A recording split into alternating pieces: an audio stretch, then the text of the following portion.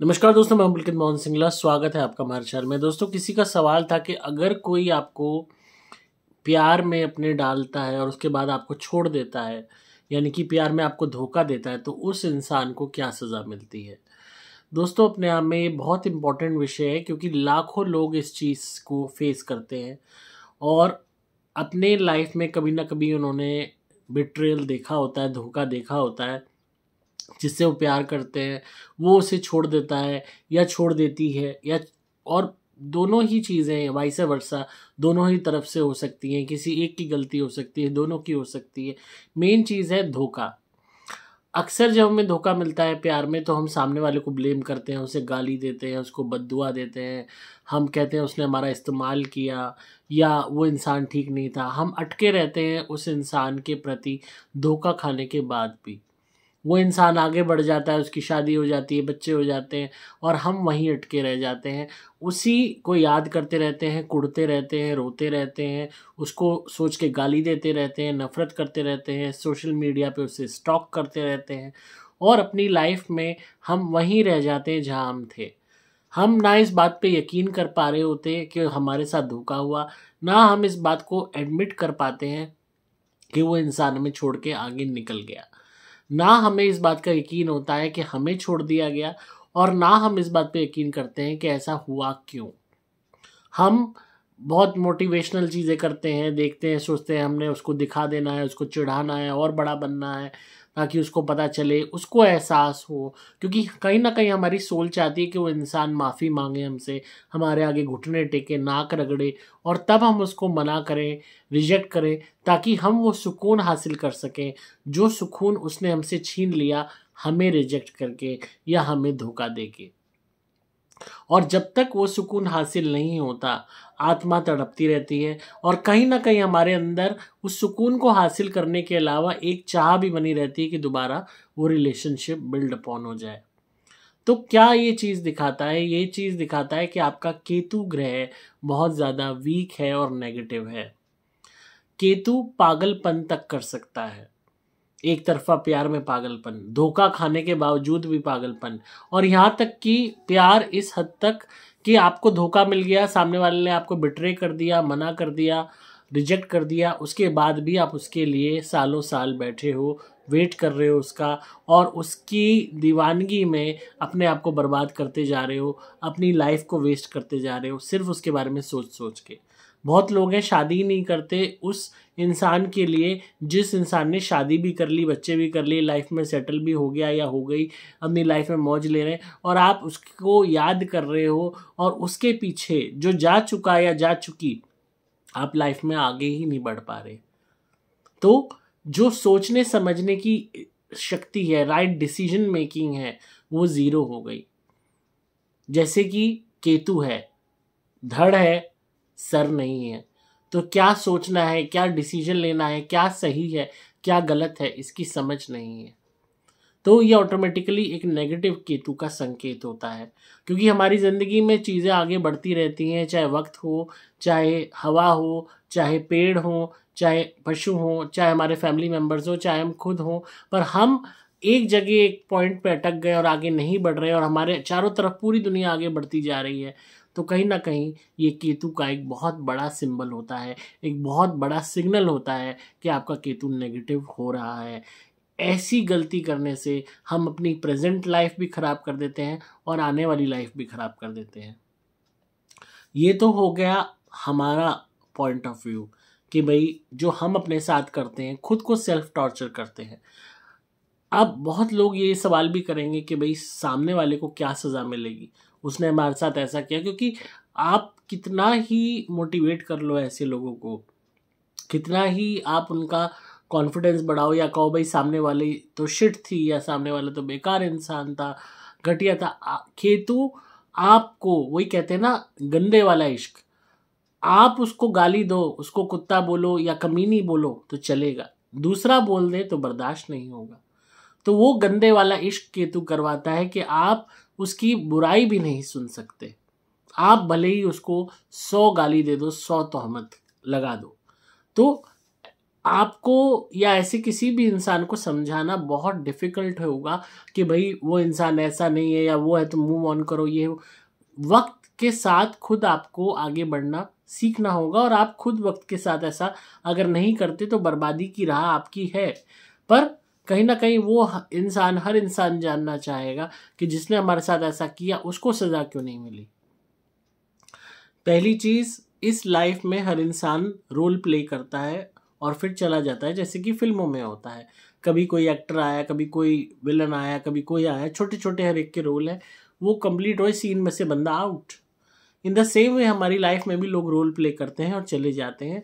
हम कभी भी किसी भी सोल को फोर्स नहीं कर सकते कि वो हमारे साथ रहे। ये तो प्यार मोहब्बत की बात है, शादियां टूट जाती हैं, 20 साल बाद तलाक हो गया, 10 साल बाद तलाक हो गया, 30 साल बाद तलाक हो गया। हमारे पास ऐसे ऐसे केसेस आते हैं 40 साल बाद, 50 साल बाद तलाक हो गया, और बिल्कुल अंधेरे में खड़ा कर दिया बाहर। जब आपने अपनी पूरी लाइफ दे दी, सब कुछ दे दिया, तब आपको तलाक करके बाहर कर दिया।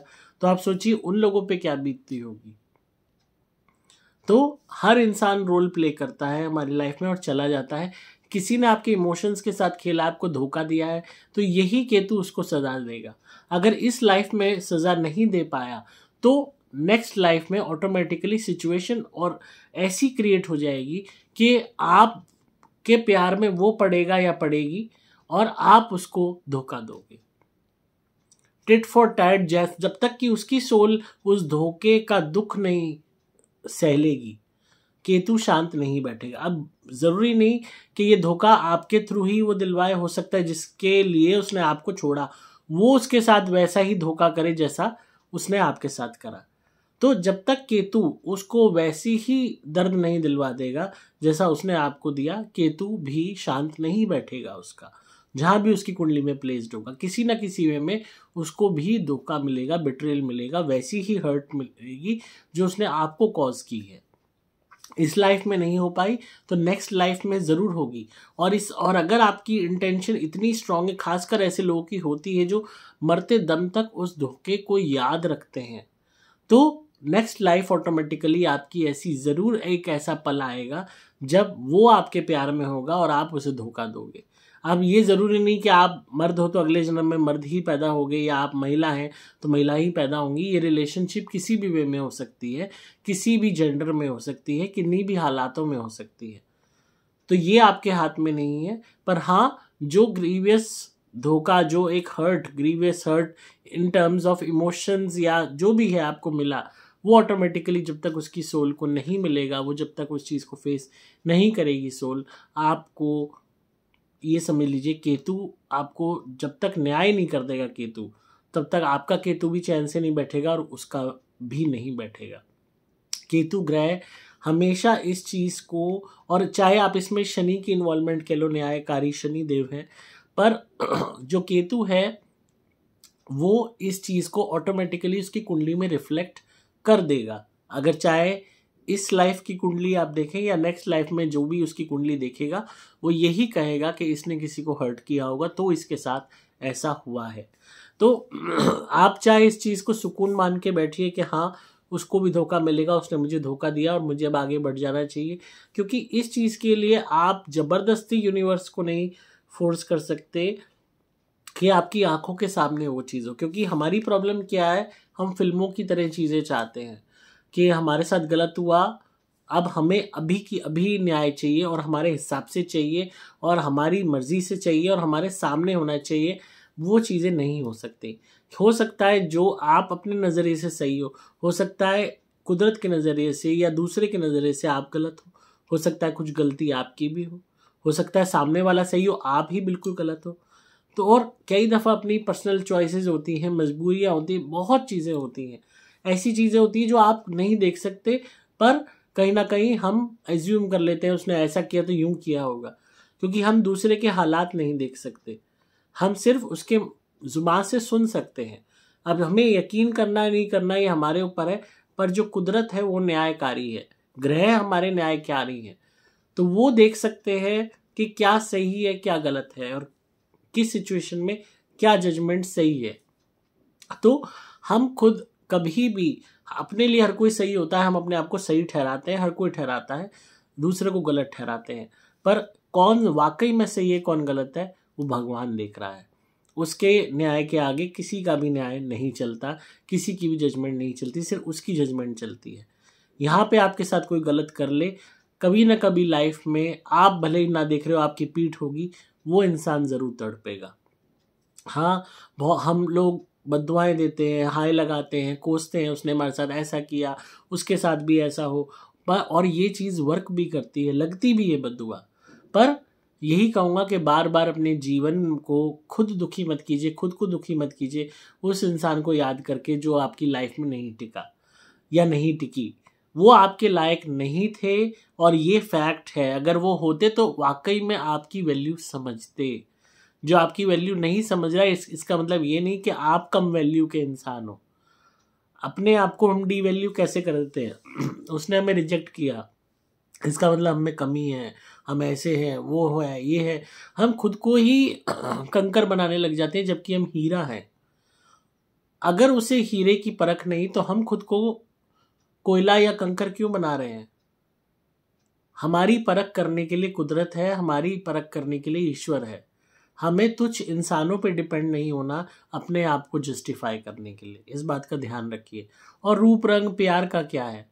जीवन में ईश्वर से प्यार करो, उनसे खुशियां मांगो, आपको अपने आप किसी ना किसी रूप में खुशी मिल जाएगी।